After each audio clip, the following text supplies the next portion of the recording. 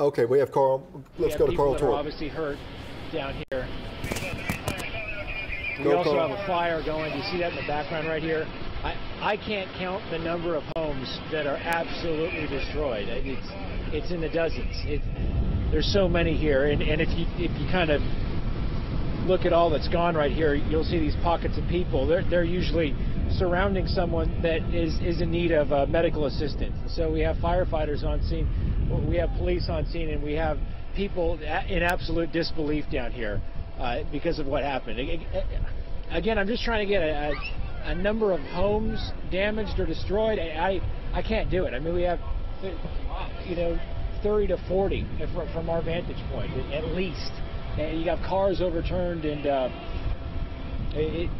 it's a mess right now, and people need help, and we do have medical personnel arriving and working very, very hard. News 9's Carl Torp. You can hear it in his voice. The damage is overwhelming. It is mind-blowing the first time you see something like this, and really any time. But people just wandering around. You can't even recognize what is yours and what is someone else's, or even where your house was. A lot of times, they'll go through their spray painting addresses on anything they can find, so people will roughly know what was their house. Okay, let's go to Carl Torp. The video on the right is video from when the tornado moved through southwest Oklahoma City, and it was really powerful, folks. That is recorded earlier. Now Carl Torp live on the scene in the Moore area. Carl, go ahead. You're okay? All right. Okay. Hey, Kelly and Amanda, 144th and Robinson, and here's this neighborhood again. We have destruction everywhere. I mean, countless number of homes are done. They're gone.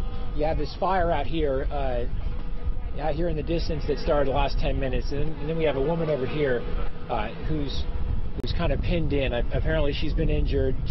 Police said she had a board either going through her leg or on top of her leg. She can't move, but she's obviously conscious. She's talking to people here, but she needs help to get out of there right now. And this is just one person here. I mean, you can count a dozen of them everywhere around here that need help. I mean, you speak to someone a block away, and they rode out the storm in their hallway, said they were lucky. I mean, the outside walls of the house came down, but they made it.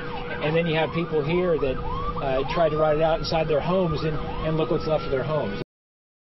Basically, you see these emergency crews coming in. They basically said they need to get a way out of here.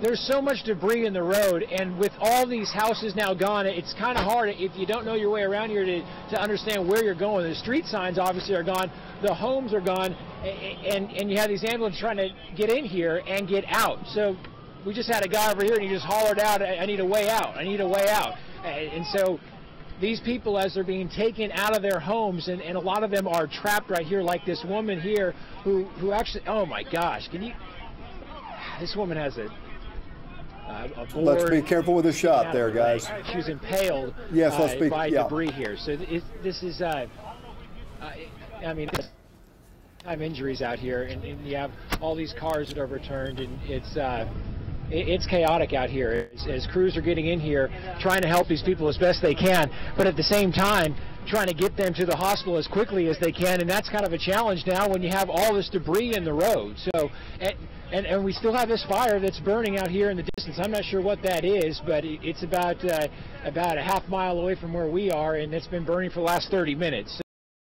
The bathtub. You just got out of your house right now. Yeah, my neighbors the house. We were stuck. So you were in the bathtub and you had your two kids. Yes. I can still see the stuff in your hair right now. You're obviously shaken up. In your house. Your house is destroyed. It's gone. Our car's in where our house was. Everything's gone. How are you and your kids doing right now as far as feeling all right? Well, I think so. He just wants to be checked out. He's scared, so he wants to make sure he's okay because I was on him. And was everything above you just taken off? Our whole house is gone. Everything but where we were is gone. You were in your bathtub. We were in our bathtub. Had you not been in your bathtub, it could have been a much different story, right? It would have been completely different. The important thing is you all are okay. My husband told us to get in the bathtub immediately and put the mattress on, and when we put the mattress on, I got her on top of me and it hit our house, and I held her in by her hair. They were trying to take her away. There's total devastation through here. I-35 is shut down northbound at Indian Hills Road. They're taking traffic off at Indian Hills Road. It's a parking lot. I mean, this is just a horrible case scenario where this burns, it could catch the next house on fire, and they just continue to burn because there's just no way in here to fight this fire. I'm afraid that might be Briarwood Elementary School, right? Jim Gardner, does that look like a school to you? Yes, it is. It is, Kelly. Oh. This is just this ain't good. That's for sure. No, it's not. I mean, That's people are digging through the debris. Sorry, Kelly. It just gets a little hard to talk here. yeah. But, We'll take it for a moment and tell everyone where this is. This is up around 49th 149th and Westmore, which is in between Santa Fe and Western. Yeah, it's between Santa Fe and Western. And folks, we know that there were children trapped underneath this. I saw one Twitter post, and of course we're working to confirm it, that some of the kids were in a cellar there, so they might have had some sort of safe room there. Obviously, still trapped, so they're trying to get to them, but let's just hope that they are in fact okay. You can tell a lot of people there on the scene. We saw also from Carl Torp's scene earlier on that the National Guard has already arrived, and they're there to lend a hand as well. They're setting up a second triage unit now where they can sort out people who have been injured by the severity of their injuries at 141st and Santa Fe, and they have ambulances and paramedics standing by there. We also understand that Carl Torp, who is there right at ground zero, has been talking to the folks there impacted. Carl, if you can hear us, let's go ahead and get an update from you. It's still, people are just kind of wondering how they can get help and when they're going to be able to get out of here. This is Misty Denton, and Misty, I understand you're trying to get an ambulance right now.